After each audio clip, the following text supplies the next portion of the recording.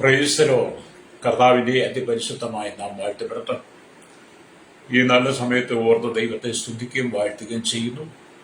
വിവിധ സ്ഥലങ്ങളിൽ രാജ്യങ്ങളുമായിരുന്ന ദൈവവചനം കേൾക്കുന്ന എല്ലാ പ്രിയപ്പെട്ടവർക്കും കർത്താവായ യേശുക്രിസ്തുവിന്റെ വിടിയേറിയ നാമത്തിൽ എന്റെ സ്നേഹ വന്ദനത്തെ അറിയിക്കുന്നു.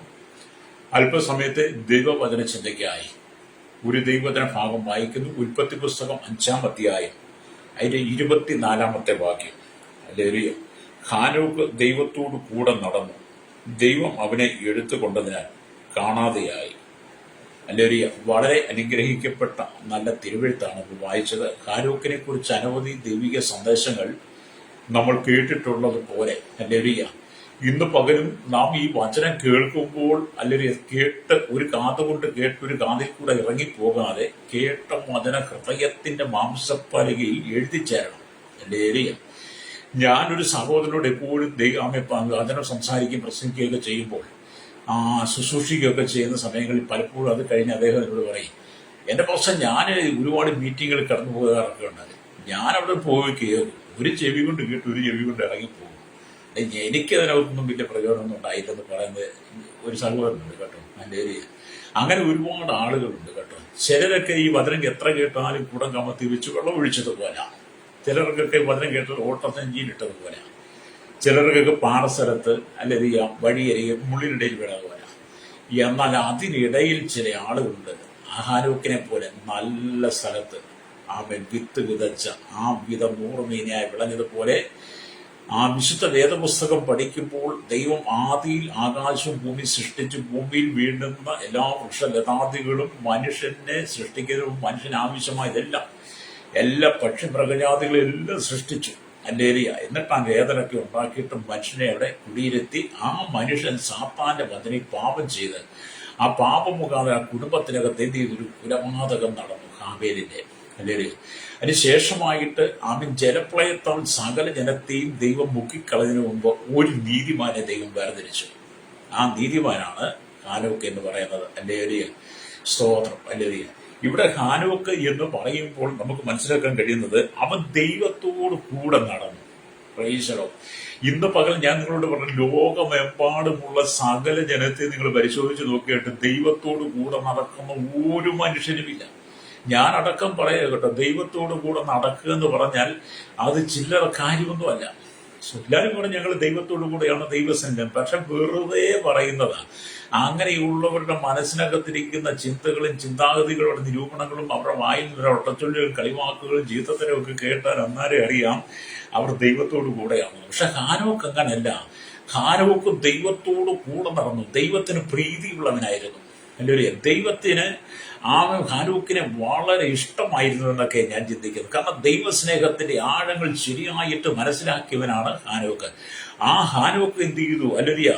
ദൈവത്തോട് കൂടെ നടക്കുവാനുള്ള ആത്മസമർപ്പണം തന്നിലുണ്ടായിരുന്നു. Praise the Lord. എന്നാൽ ഇന്നത്തെ കാലഘട്ടത്തിൽ ഞങ്ങൾ ദൈവത്തോടു കൂടെയാണ് പറയുന്നത്. അങ്ങനെയൊക്കെ നിങ്ങൾ ചിന്തിച്ചാൽ മതി. ഹല്ലേലൂയ.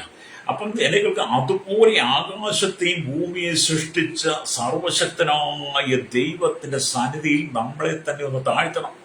നോക്കി, ആകാശത്തെയും ഭൂമി സൃഷ്ടിച്ച അണ്ടകടാകത്തെ നിർമ്മിച്ച അഖിലാണ്ടത്തിന്റെ ഉടവിയും ബ്രഹ്മാണ്ടത്തെ മുഴുവൻ അടക്കി വാഴുന്ന രാവും പകലിനെയും വേർതിരിക്കുന്ന അവൻ മനുഷ്യനും വീണ്ടുന്നതെല്ലാം ഓരോ ദിനങ്ങളും തന്നു നമ്മെ പരിപാലിക്കുന്ന, നമ്മൾ പോറ്റി പുലർത്തുന്ന സർവശക്തനായ ദൈവത്തിന്റെ മുമ്പാകെ ഹാനോക്ക് തന്നെ തന്നെ താഴ്ത്തി കൊടുത്തതുപോലെ ഇന്ന് പകൽ നമ്മളെ ഒന്ന് താഴ്ത്തി കൊടുത്താൽ ദൈവം നമ്മുടെ ജീവിതത്തിലും അത്ഭുതങ്ങളെ ചെയ്യും. അപ്പൊ നിങ്ങളുടെ സമീപത്ത് വന്ന് നിന്നുകൊണ്ടാണ് യേശു നിങ്ങളോട് സംസാരിക്കുന്നത്. ഹല്ലേലൂയ. അത് നമ്മുടെ കണ്ണുകൊണ്ട് കാണത്തില്ല. നമ്മുടെ പുറമേയുള്ള കണ്ണുകൊണ്ട്, ദൃശ്യമായി കണ്ണുകൊണ്ട് യേശു നമ്മുടെ സമീപത്ത് നിൽക്കുന്നത് കാണാൻ കഴിയത്തില്ല.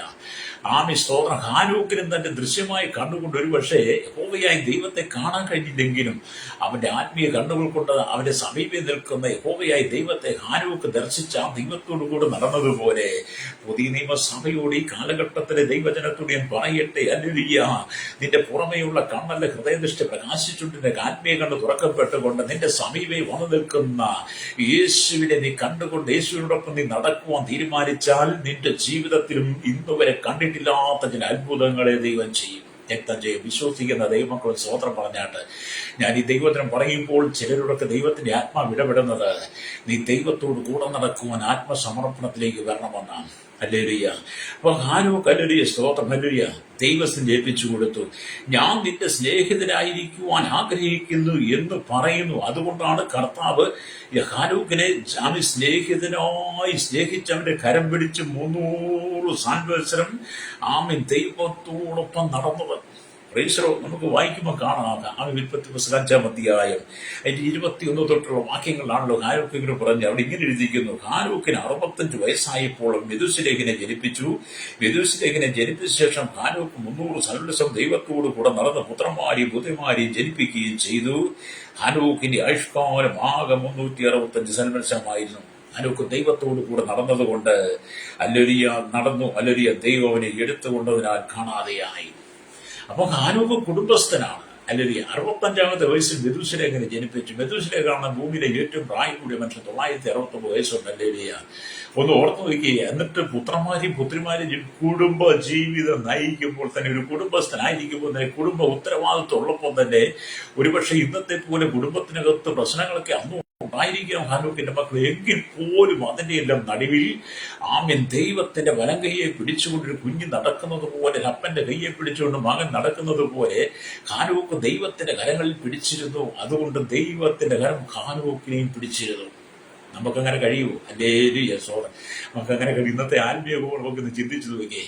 ഇന്നത്തെ ആത്മീയ ഗോളത്തിനകത്ത് എന്താണ് സംഭവിച്ചത്? ഹല്ലേലൂയ ജനാധിപത്യം, ഹല്ലേലൂയ ആമേൻ മതാധിപത്യം, രാഷ്ട്രീയാധിപത്യം, ഏകാധിപത്യം, പിതൃസ്വത്തിന്റെ അവകാശം എന്നൊക്കെ പറഞ്ഞ് സാത്താൻ പലവിധത്തിലും ആത്മീയമായി ജീവിക്കേണ്ട ആത്മീയകണ്ണ് തുറന്ന ദൈവമക്കളുടെ കണ്ണിലെ പിശാച് പലപ്പോഴും കുരുടാക്കി അവരെ ദൈവസേന തള്ളിയിട്ടു. ദൈവസേനയുടെ തള്ളിയിട്ട് ഇപ്പോൾ വീട് കിടക്കുക.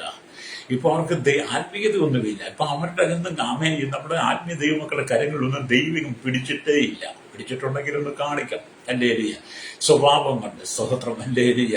അപ്പോൾ മടങ്ങി വരാൻ സമയമായി. നമ്മൾ 1 തീമോഥെയോസ് ലേഖനം 3-ാം അധ്യായം വായിക്കും. അന്ത്യകാലത്ത് ദുർഘട സമയങ്ങൾ കടന്നു വരും അറിയാം. അന്ത്യകാലത്ത് ദുർഘട സമയങ്ങൾ കടന്നു വരും. ഇത് അന്ത്യകാല ദുർഘട സമയങ്ങൾ.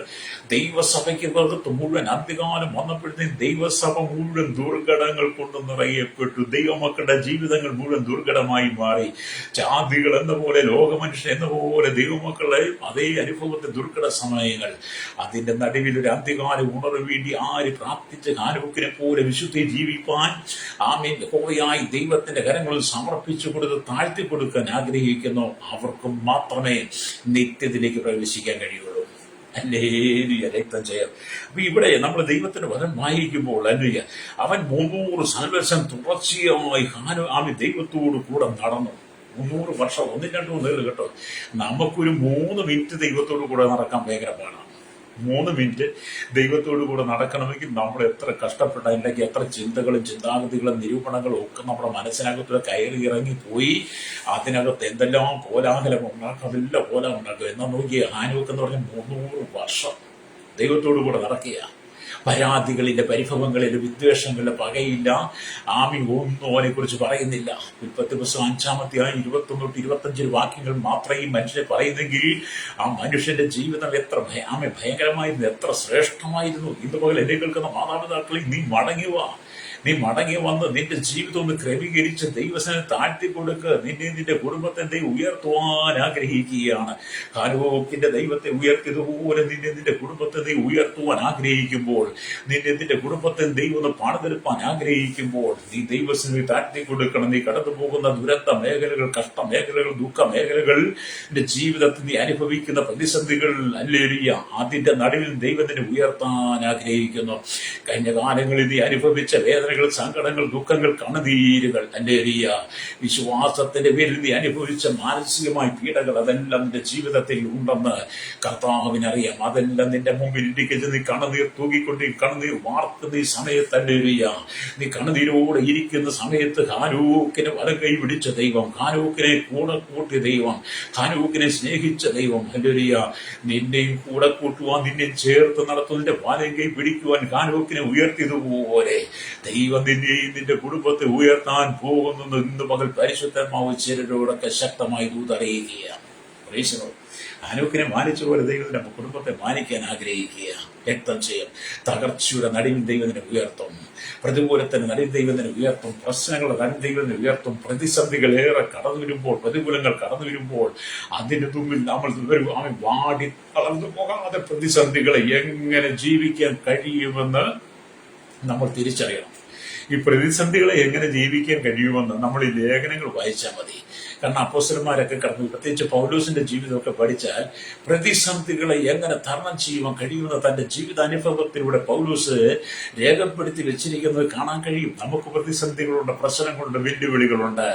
അതിന്റെ നടുവിന് നമ്മൾ ഹാനോക്ക് ദൈവത്തോട് കൂടെ നടന്നതുപോലെ നമ്മൾ ദൈവത്തോട് കൂടെ നടക്കണം.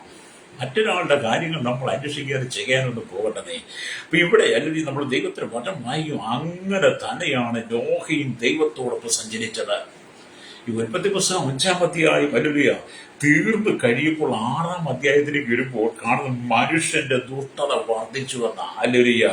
മനുഷ്യൻ ഭൂമി പെരുകി തുടങ്ങി. അവർക്ക് പുത്രിമാർ ജനിച്ചപ്പോൾ ദൈവത്തിന്റെ പുത്രന്മാർ മനുഷ്യരുടെ പുത്രിമാര് സൗന്ദര്യമുള്ളവരായി കണ്ടു.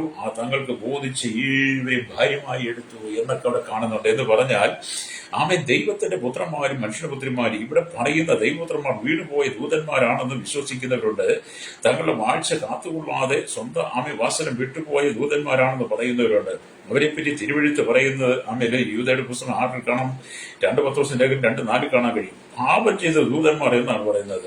എന്നാൽ മറ്റൊരു ഭാഗത്ത് സ്തോത്രം പറയുന്നത് സ്തോത്രം മറ്റൊരു ഭാഗത്ത് പറയുന്നത് സ്തോത്രം ഇത് ശേത്തിന്റെ മക്കളാണ് എന്ന് പറയുന്നുണ്ട്. അല്ലേ? ഇത് ഉൽപ്പത്തി പുസ്തകം 6:2 വായിക്കുമ്പോൾ ഭാര്യമാരായി എടുത്തു എന്ന് പറയുന്നതിനാൽ അത് നിലനിൽക്കുന്ന ഒരു വിവാഹമാണ്. ആകയാൽ ഇവിടെ പറയുന്ന ദൈവത്തിന്റെ പുത്രന്മാർ ദൈവത്തിനായ ശേത്തിന്റെ സന്തതികളിൽ പെട്ടവരും മനുഷ്യപുത്രിമാർ സ്തോത്രം ദുഷ്ടന്മാരായ കായിന്റെ സന്തതിയിൽപ്പെട്ടവരുമാണ്. ദൈവപുത്രന്മാർ ശേത്തിന്റെ സന്തതിയിൽപ്പെട്ടവരും പുത്രിമാരെന്ന് പറയുന്നത് ദുഷ്ടനായ കായിന്റെ പുത്രിമാരുമാണ്. അല്ലേ? അങ്ങനെ ദൈവഹിതമല്ലാത്ത ബന്ധങ്ങൾ സ്ഥാപിച്ച് മനുഷ്യന്റെ ദുഷ്ടത പെരുകി. അല്ലേ? അത് മുഖാന്തരം അന്ന് ആ കാലഘട്ടത്തിലുള്ള സകല ജനത്തെയും ദൈവം പ്രളയത്തിൽ മുക്കി കളഞ്ഞു. അവിടെയാണ് ദൈവത്തോടൊപ്പം നടന്ന ഹാനോക്കിന് നോഹയ്ക്ക് ദൈവത്തിന്റെ കൃപ ലഭിച്ചത്. അപ്പം ജലപ്രളയത്തിൽ എല്ലാവരും നഷ്ടപ്പെടും. നോഹയ്ക്ക് ദൈവത്തിന്റെ കൃപ ലഭിച്ചുവെന്ന് സ്തോത്രം നമുക്ക് ഉൽപ്പത്തി പുസ്തകം 6-ാം അധ്യായം വായിക്കുമ്പോൾ കാണാൻ കഴിയുന്നുണ്ട്. അല്ലെങ്കിൽ അതിന്റെ 6-ാം അധ്യായം 8-ാം വാക്യം കാണാൻ കഴിയുന്നുണ്ട്. 8-9 വാക്യങ്ങൾ വായിച്ചാൽ നോഹയെ കുറിച്ച് കാണാൻ കഴിയും. അപ്പൊ ഹാനോക്കിനെ കുറിച്ച് നോഹയെ കുറിച്ച് ഈ 2 ഭാഗത്ത് പറയുമ്പോൾ ഉൽപ്പത്തി പുസ്തകം 5-ാം അധ്യായം 21 തൊട്ട് 25 വാക്യങ്ങൾ ഹാനോക്കിനെ കുറിച്ചും ഉൽപ്പത്തി പുസ്തകം 6-ാം അധ്യായത്തിനകത്ത് നോഹയെ കുറിച്ചും പറയും. ഈ 2 പേരും ദൈവത്തോടൊപ്പം നടന്നവരാ, ദൈവത്തോടൊപ്പം ചേർന്ന് നടന്നവരാ. അതുകൊണ്ട് നമ്മളും ദൈവത്തോടൊപ്പം ചേർന്ന് നടക്കണം കേട്ടോ. അല്ലേ? ഇവിടെ ദൈവ സ്നേഹമാണ് വെളിപ്പെടുന്നത്. അപ്പൊ ദൈവത്തിന്റെ സ്നേഹം നമുക്ക് വീണ്ടും മനസ്സിലാക്കാൻ ജലപ്രളയത്തിന് മുമ്പ് മരണം കാണാതെ എടുക്കപ്പെട്ട ഏക വ്യക്തിയാണ് ഹാനോക്ക്. ജലപ്രളയത്തിന് മുമ്പ് മരണം കാണാതെ എടുക്കപ്പെട്ട ഒരൊറ്റ വ്യക്തി ഹാനോക്ക്. അതുപോലെ ക്രിസ്തുവിന്റെ 2-ാം വരവിൽ മരണം കാണാതെ എടുക്കപ്പെടുന്ന വിശ്വാസികൾക്ക് അല്ലെങ്കിൽ വിശ്വാസികളെ പ്രതിപുരുഷനാണ് ഈ ഹാനോക്ക് എന്ന് പറയുന്നത്.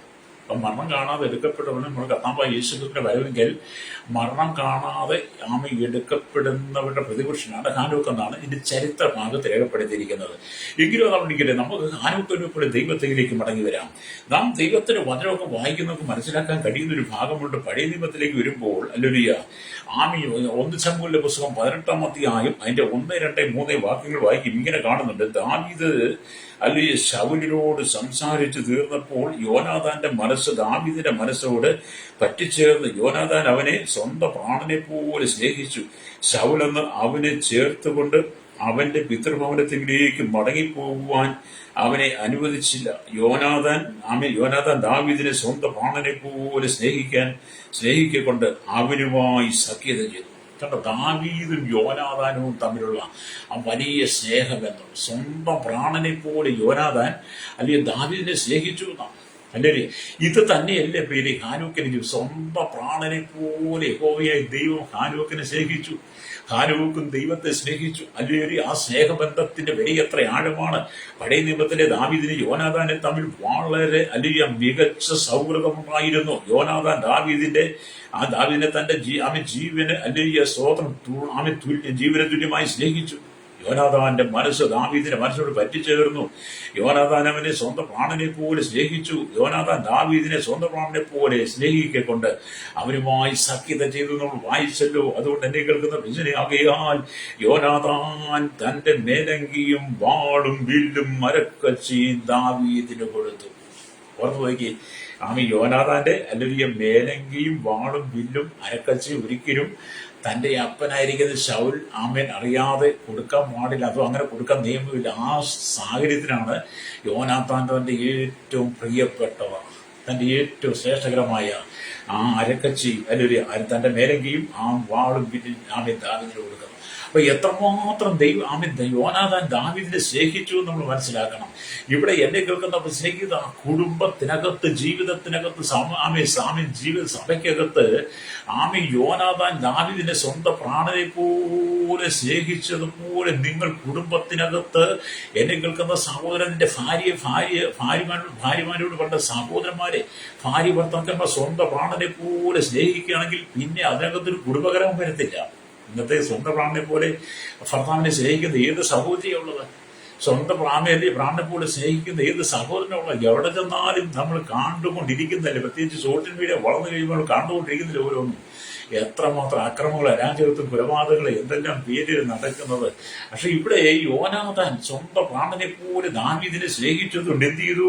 യോനാഥാന്റെ മേലങ്കിയും വാളും വില്ലും അരക്കച്ചിയും ദാവീദിന് കൊടുത്തതുപോലെ എന്നെ കേൾക്കുന്ന പ്രിയ സഹോദരങ്ങളെ, നീ നിന്റെ സഹവിശ്വാസികൾ, നിന്റെ സഹപ്രവർത്തകരെ, ദൈവത്തിന്റെ സഭയുടെ ഇടയനെ, നിന്റെ കുടുംബത്തിന്റെ മക്കളെ, നിന്റെ മാതാപിതാക്കളെ, അയൽവാസികളെ ആരുമാകട്ടെ, നീയുമായിട്ട് ചേർന്ന് നടക്കുന്ന എല്ലാവരെയും നീ അവരെ സ്വന്തം പ്രാണനെ പോലെ സ്നേഹിച്ചു യോനാഥാൻ ദാവീദിന് ചെയ്തതുപോലെ തന്നെ നിന്നാൽ ആവോളം നീ അവർക്കും ചെയ്യണം. അങ്ങനെ ചെയ്യുന്നവരൊക്കെ ഉണ്ട് കേട്ടോ, ഇല്ലെന്നൊന്നും ഞാൻ പറഞ്ഞു. അങ്ങനെ ചെയ്യുന്നവരൊക്കെ ഉണ്ട്. അല്ലേ? മറ്റുള്ളവരുടെ കഷ്ടതയിൽ പങ്കുചേർന്ന് മറ്റുള്ള കഷ്ടതയിൽ ഭാഗവ കൈത്തിനവരുടെ ക്ഷേമങ്ങൾ അന്വേഷിച്ച് അവരെ സഹായിക്കാൻ കഴിയുമെങ്കിൽ സഹായിക്കുന്ന ചില ദൈവദാസന്മാരൊക്കെ ഉണ്ട്. എനിക്കൊരു ദൈവദാസനെ, ആ ദൈവദാസൻ പറഞ്ഞാൽ മറ്റുള്ള ദൈവദാസന്മാരോട് പരിചയപ്പെട്ട് കഴിഞ്ഞാൽ അവരെ വിളിക്കും, സംസാരിക്കും, ക്ഷേമങ്ങൾ അന്വേഷിക്കും, കുടുംബകാര്യം അന്വേഷിക്കും, കുടുംബത്തിന്റെ പശ്ചാത്തലം അന്വേഷിക്കും, അവർ കടന്നു പോകുന്ന സാഹചര്യങ്ങളൊക്കെ അന്വേഷിക്കും, അവരെ ചേർത്ത് വിളിക്കും, പിന്നെ അവർക്ക് വേണ്ടി ഹെൽപ്പ് ചെയ്യുന്ന ഒരു ദൈവദാസനുണ്ട് കേട്ടോ. അല്ലല്ല, ഈ വേർപെട്ട കൂട്ടത്തിനാകുമ്പോൾ വന്ന് പറഞ്ഞാലും ചില അഭിഷക്തന്മാരെ ദൈവം ശക്തമായിട്ട് ഉപയോഗിക്കുന്നുണ്ട്. പ്രവീശ്വരോ എന്റെ എലിയ, അങ്ങനെ ഒരു ദൈവദാസനെ എനിക്ക് നന്നായിട്ടറിയാം. ഞാൻ ആ ദൈവദാസനായിട്ട് വളരെ സ്നേഹവും സന്തോഷവും ഒക്കെ ആയിട്ട് കടന്നു പോകുന്നു. ദൈവം ചിലരെയൊക്കെ ശക്തമായിട്ട് ഉപയോഗിക്കും. അല്ലയ്യ, യോനാഥാൻ സ്വന്തം പ്രാണനെ പോലെ ദാവീദിനെ സ്നേഹിച്ചതുപോലെ സ്നേഹിക്കുന്ന അഭിഷക്തന്മാർ ഇന്നും നമ്മുടെ ഇടയിലുണ്ട്. എന്നെ കേൾക്കുന്ന പ്രിയസിനെ, ഈ യോനാഥാനും ദാവീദും പോലുള്ള സ്നേഹം ഹാനൂക്കും യഹോവയായ ദൈവം പോലുള്ള സ്നേഹമാണ് കുടുംബത്തിനകത്ത് വേണ്ടത്. കുടുംബത്തിനകത്തെ സ്നേഹം എന്തായിരിക്കണം?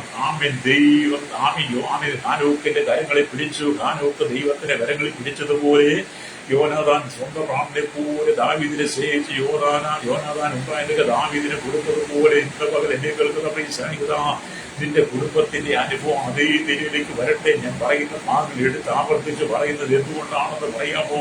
നിന്റെ ഹൃദയത്തിന്റെ അകത്തളങ്ങളിലേക്ക് ഈ വചനം കൊണ്ട് കയറട്ടെ. അല്ലെങ്കിൽ നീ കടന്നു പോകുന്ന പ്രതിസന്ധികൾ, നീ കടന്നു പോകുന്ന പ്രതികൂലങ്ങൾ, നിന്റെ കുടുംബത്തിനകത്ത് ഇടർച്ചകൾ, വെല്ലുവിളികൾ, നിന്നെ അലട്ടിക്കൊണ്ടിരിക്കുന്ന പ്രശ്നങ്ങൾ എത്ര ഭയാനകമായത്, എത്ര വലുതുമാകട്ടെ, അത് അവനെ ഭീഷണിപ്പെടുന്നതായിരിക്കാം, നിനക്ക് ഭീതി ഉണ്ടാക്കുന്നതായിരിക്കാം. എന്തുമായിരുന്നാലും അല്ലേലിയ, അതിന്റെ നല്ലൊരു സ്നേഹം നീ നഷ്ടപ്പെടുത്തി കളയരുത്. അല്ലേലിയ, കുടുംബത്തിനകത്ത് 8 മക്കളുണ്ടെങ്കിൽ 8 മക്കൾ ഒരുപോലെ സ്നേഹിക്കണം. ഒരു കുടുംബത്തിനകത്ത് 8 മക്കൾ, 6 സഹോദരന്മാർ, അല്ലെങ്കിൽ ഭാര്യമാർ, മക്കൾ, ഒരു സഹോദരി, മാതാവ് ഒക്കെ മരിച്ചുപോയി. അല്ലേലിയ, അങ്ങനെ 8 പേരും 8 ആ സഹോദരന്മാർ, സഹോദരി, അമ്മയടങ്ങുന്ന ഒരു കുടുംബത്തിനകത്തെ സഹോദരന്മാർ തമ്മിൽ അല്ലേലിയ ചിന്ന ഭിന്നമായ അനുഭവങ്ങളാണ്. അല്ലേലിയ, 6 സഹോദരന്മാരും 2 സഹോദരിമാരും, അല്ലേലിയ, അങ്ങനെ 8 മക്കളും അമ്മയും. അല്ലേലിയ, അങ്ങനെയുള്ള കുടുംബത്തിനകത്ത് തന്നെ വേദപുസ്തകം ഇതാ സഹോദരന്മാർ ഒത്തൊരുമിച്ച് വസിക്കുന്നത് എത്ര ശുഭവും മനോഹരവും എന്നാണ് 133 ഒന്നാം വാക്യം. അങ്ങനെ ഏതെങ്കിലും കുടുംബം ഉണ്ടോ സഹോദരമേ? ഇതാ സഹോദരന്മാർ ഒത്തൊരുമിച്ച് വസിക്കുന്നത് എത്ര ശുഭവും മനോഹരവും എന്ന് പറഞ്ഞ് ഞങ്ങളുടെ കുടുംബം അങ്ങനെയാണെന്ന് പറയും. ഞങ്ങളുടെ കുടുംബത്തിൽ ഈ അനുഭവമാണ്, ഈ വചനം പറഞ്ഞ പോലെയാണെന്ന് നിങ്ങൾക്ക് എടുത്തു പറയാൻ നിന്റെ കുടുംബത്തിൽ ചൂണ്ടിക്കാണിക്കാൻ കഴിയുമോ? എന്റെ കുടുംബത്തെ ചൂണ്ടിക്കാണിക്കാൻ പറ്റില്ല. കാരണം ഞങ്ങളുടെ സൗകര്യന്മാരെല്ലാം ചിഹ്ന ഭിന്നമായി ഒരാൾക്ക് ഒരാളെ കാണുക. അങ്ങനത്തെ അല്ലേ?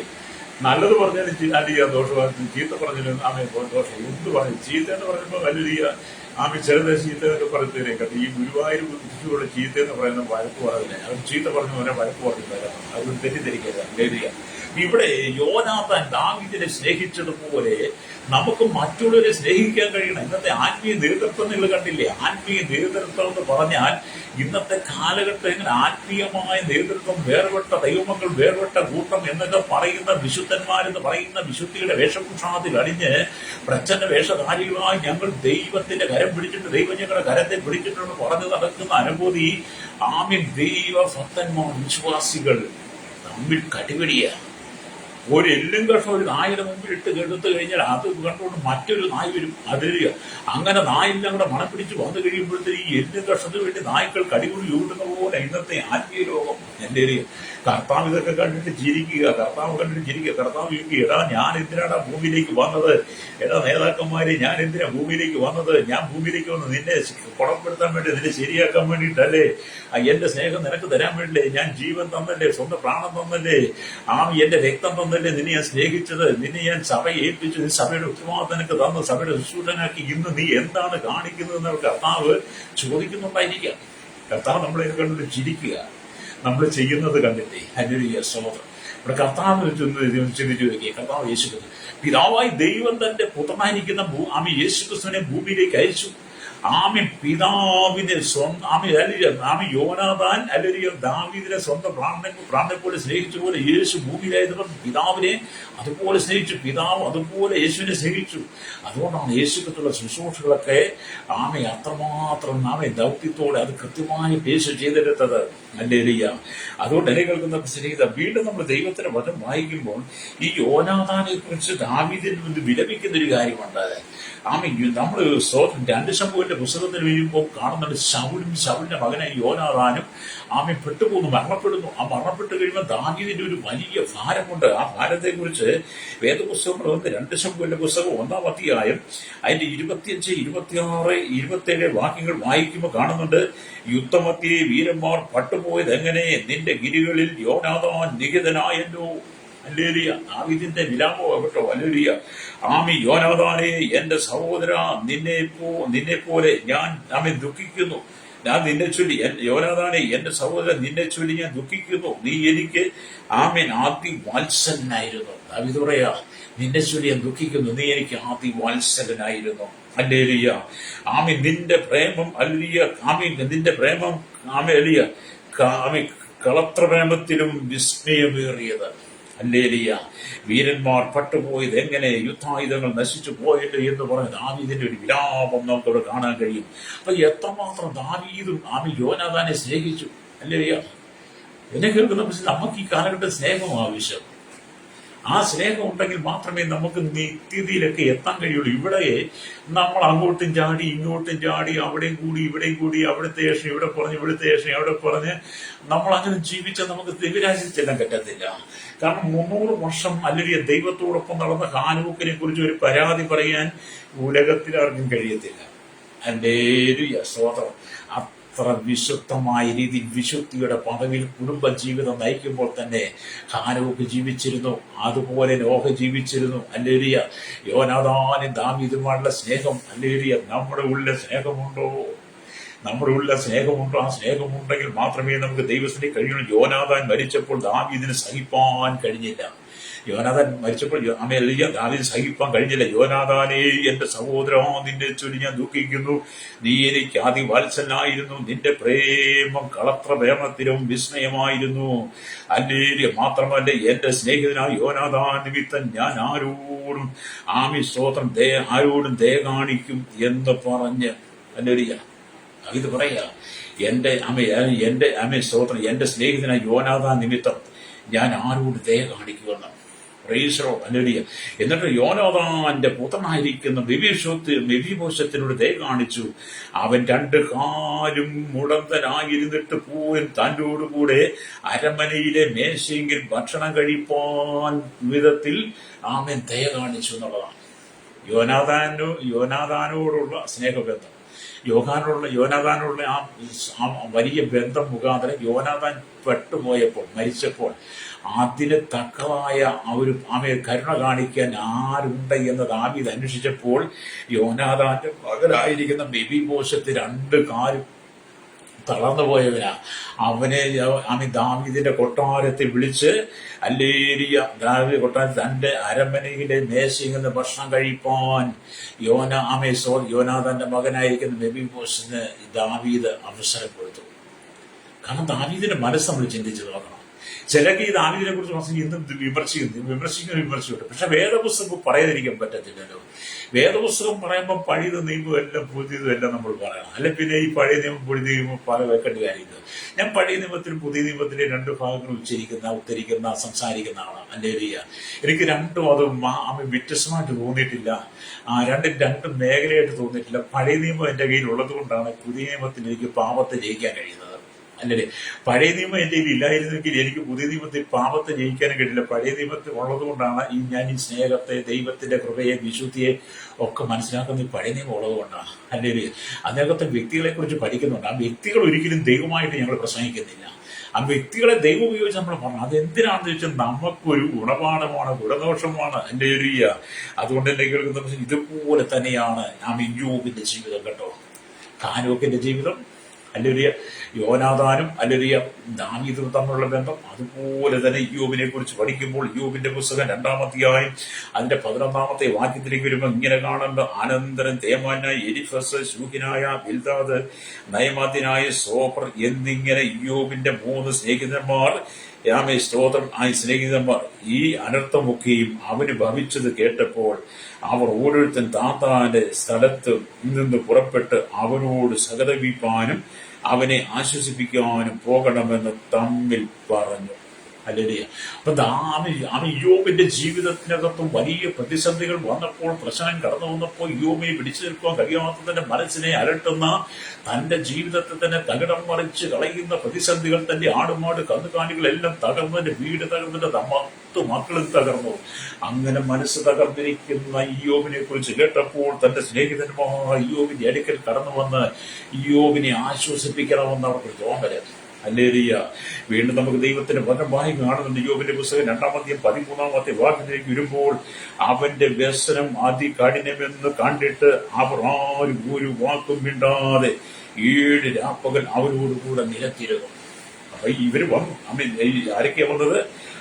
തേമാനായ എലീഫസും ശൂഹ്യനായ ബിൽദാദും നയമാത്യനായിരിക്കുന്ന സോഫറും വന്ന യോബിനെ കണ്ടു കഴിഞ്ഞപ്പോൾ അവന്റെ ദുഃഖം, വിലാപം, അവന്റെ സങ്കടം കണ്ടു കഴിഞ്ഞപ്പോൾ അവനോട് ഒരു വാക്കും മിണ്ടാതെ, അവനോട് ഒരു വാക്കും ചോദിക്കാതെ യോബിനോടൊപ്പം 7 രാപ്പകൽ അവനോടുകൂടെ നിലത്തിരുന്നു എന്നാണ്.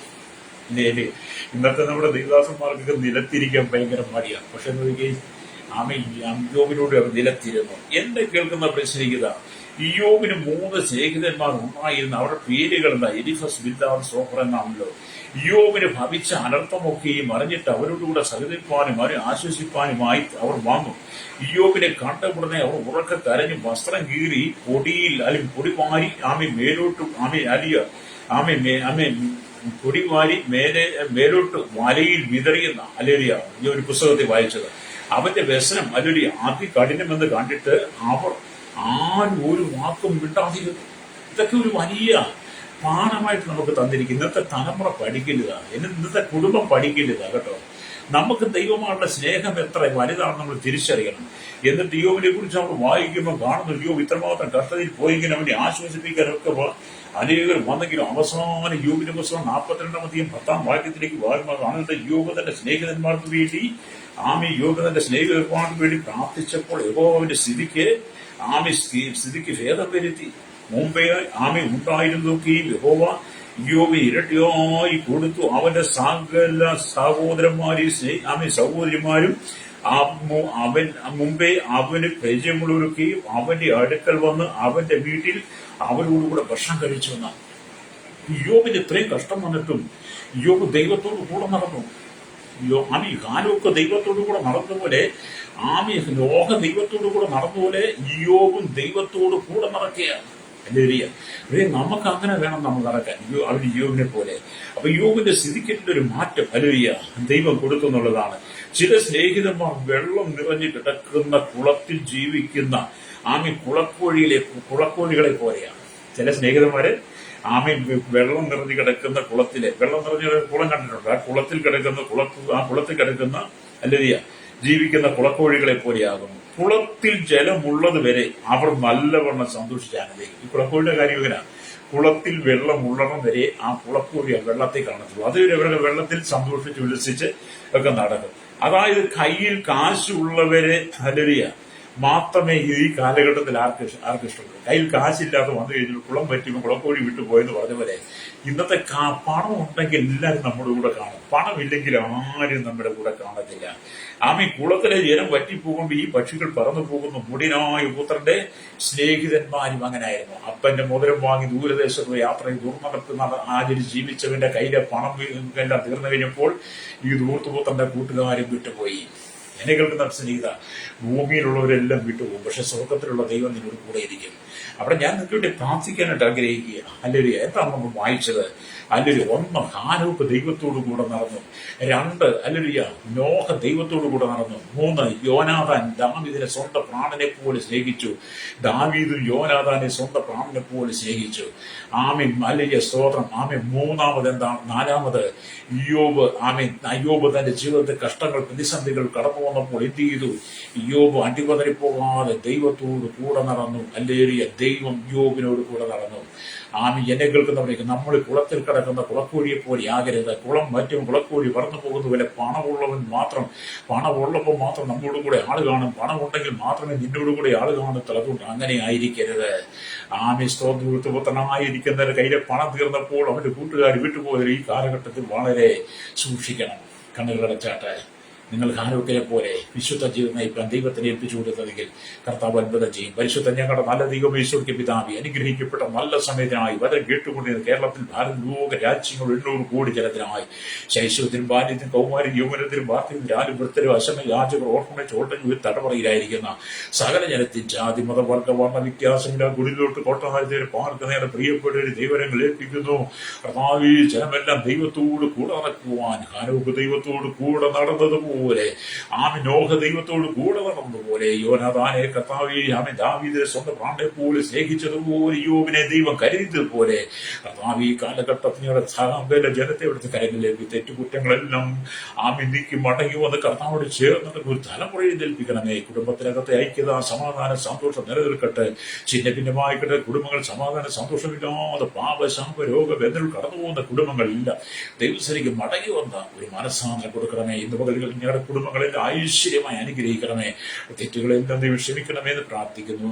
ലോകം പോലുള്ള ദൈവത്തിന്റെ ഭക്തന്മാരെ വിശുദ്ധന്മാരെ ഓർത്ത് പ്രാർത്ഥിക്കുന്നവർ ഈ കർത്താവ് സൂക്ഷിക്കുകയും പരിപാലിക്കുകയും ചെയ്യണം. യേശുവിന്റെ നാമത്തിൽ തന്നെ ആമേൻ ആമേൻ.